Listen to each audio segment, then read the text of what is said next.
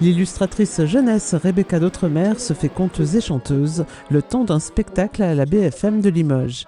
Elle adapte à la scène son dernier album, Une chose formidable.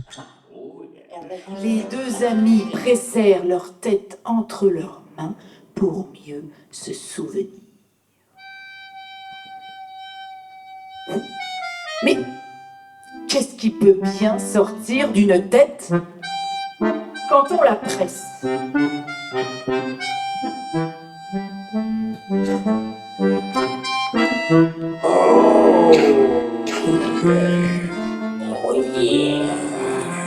J'ai toujours dessiné depuis que je suis vraiment toute petite et c'est comme ça que naturellement j'ai eu envie de passer mon temps et peut-être me réfugier aussi dans le dessin. Donc j'ai eu la chance formidable d'être fabriquée pour dessiner.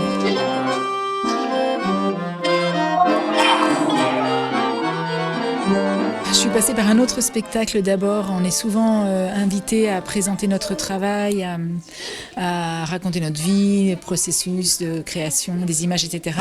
Et donc j'ai imaginé dans un premier temps des conférences un peu théâtralisées, etc. Ça m'a donné goût un peu à la scène et au partage surtout avec une équipe. Et puis j'ai réalisé ce livre Une chose formidable en album aux éditions Sarbacane il y a 2-3 ans, je ne sais plus, avec l'idée d'accompagner ça d'un album musique, d'une pièce audio.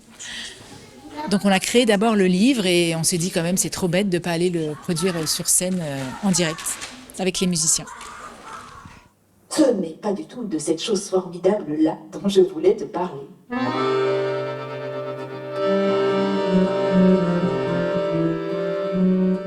Pas celle-là. Ce n'est pas celle-là. Mais alors, si ce n'est pas le nez Biustru sylvestris, qu'est-ce que c'est? Malheureusement, je ne sais plus, Polycarpe. Bon, mais alors, dans ce cas, réfléchissons autrement. Dirais-tu que cette chose formidable était plutôt rare?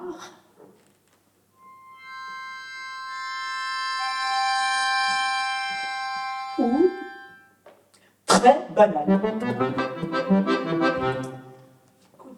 Mais moi, vous savez, dans ma vie, j'ai eu beaucoup de choses formidables qui me sont arrivées parce que je suis quelqu'un qui a beaucoup de chance.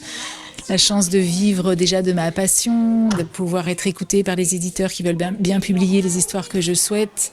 La chance de venir, par exemple, comme ici à Limoges, des gens vont venir m'écouter, mais c'est une chance incroyable d'avoir envie de s'exprimer, de pouvoir le faire et d'avoir des gens qui veulent bien vous écouter.